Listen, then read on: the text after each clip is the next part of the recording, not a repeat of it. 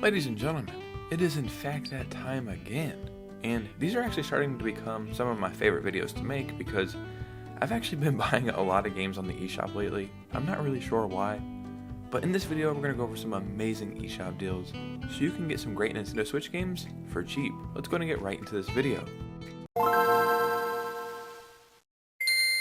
So I think I may be changing a little bit, because for the longest time I've only cared about physical games, and for the most part that's still true. But I've been buying a lot of eShop games lately, because I've been trading in stuff to my local game store and getting eShop gift cards. And then once I have them, I'm like, well, I gotta spend this on something. And I've been buying a lot of eShop games lately. I don't know if you'll be able to see good, but I've been buying so much stuff on the eShop.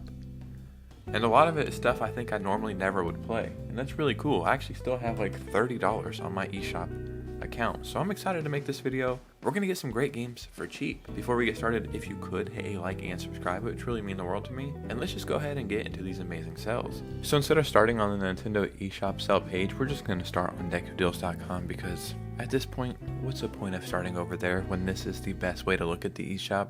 Right off the bat, Inside. This is a game that I actually bought on the eShop probably like 2 weeks ago. This is always on sale for $2. This and another game called Limbo. And I'm pretty sure there's a third game as well. They're all made by the same creators. And you think, okay, it's a $2 game. It looks a little spooky. Is it really worth getting? And to be honest, I just bought it because at the time I had like $2.50 left. And once you start to play it, it starts telling this insane, weird story without ever even saying anything. And they're really special games, relatively short, so for $2, I can't recommend it enough. This whole row right here, Doom Eternal, and Wolfenstein 2 The New Colossus. All of these are must-play Switch games. I'm not going to go into Wolfenstein 2 a lot right here because I talk about it every chance I get, but it is in my top 10 favorite Switch games of all time. It's probably the best first-person shooter on the Switch. I mean, if not, it's a close tie between these two right here, but so damn good. And it's easily probably like a top 5 port on the Switch. For $6, you'd be hard pressed to find a better deal. They have What Remains of Edith Finch for $5. This is another weird game. Essentially, you're like exploring this house and trying to unravel clues and figure out why this girl is the last person alive in her family. Very strange game, very engaging and immersive, and it's only $5, so I mean, why not, right?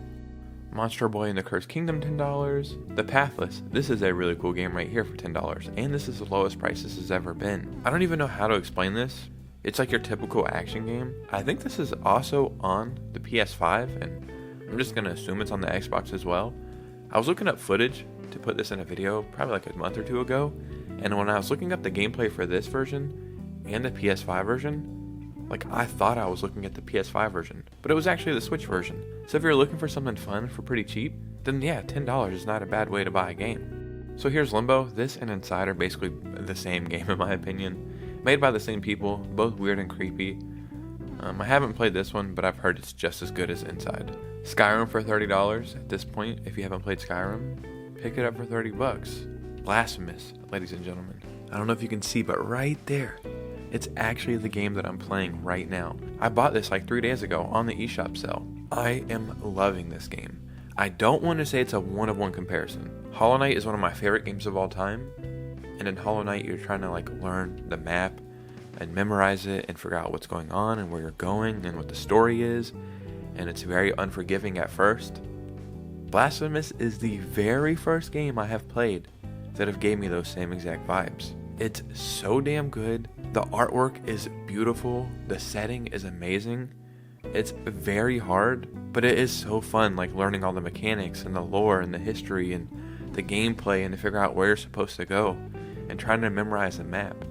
It truly is the first game I have ever played that has gave me Hollow Knight vibes. I'm not saying it's as good or it's better or anything, but if you enjoyed Hollow Knight or games like that, there's a great chance you're going to enjoy this. And this game is only $6.24 right now. That's amazing. Dang, Blossom Tales and the Sleeping King, $3.74. I always say if you ever want to get a Blossom Tales game, get them digitally, because I think they only are released through limited run games, and the physical versions are like $100 or something. Hogwarts Legacy Deluxe Edition, $28. I would say this is worth it just for the regular edition, and I'm not sure what the deluxe edition has. I'm just gonna assume maybe some more outfits and an extra area or something. but it is so impressive that they got this game to run on the Switch. And I always tell people, like, yeah, I played it, I beat it, I loved it.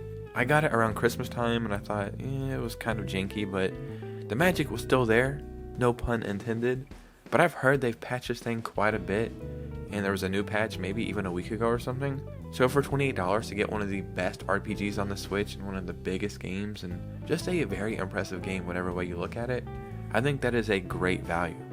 Rayman Legends Definitive Edition, $8? Like, why not, man? All three of these right here are pretty good pickups. Puyo Puyo Tetris 2. I'm just learning the ways of Puyo Puyo. I didn't really know that much about this. Like, I knew it was kind of like a puzzle thing and you flip these little things around. I didn't realize how big it was and how beloved Puyo Puyo is. This is the lowest price this has ever been. It's $8 if you enjoy Tetris or Puyo Puyo or just, I guess, puzzle games in general, maybe Dr. Mario. You're probably going to enjoy this. And it's really cool. It's kind of addicting. I'm playing it on like a little collection of games that I bought, and I think I'm a fan. So I'm not exaggerating right here. This whole top line are pickups. These are all games that you should buy. Every single one of these are amazing. Oceanhorn is a game I want to talk about quickly because it doesn't get enough praise.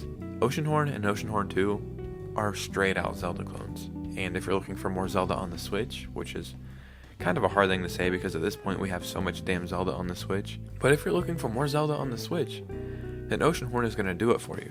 These graphics in this game remind me the most of maybe Wind Waker or something. But then it has like the top-down isometric style as well. They're really well-polished games. This one is only $3.74. So if you're looking for something Zelda-inspired for less than $4, I would say it's worth every penny. Burnout Paradise Remastered, $6. Tools Up for $2. This is a fun little puzzle game, I guess. Descenders for $5. The lowest price this has ever been.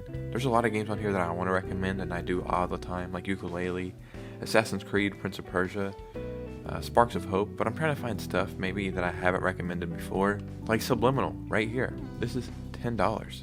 This is, I guess, a puzzle game, and the best way I can explain it is doing like an escape room off 100 hits of acid or something.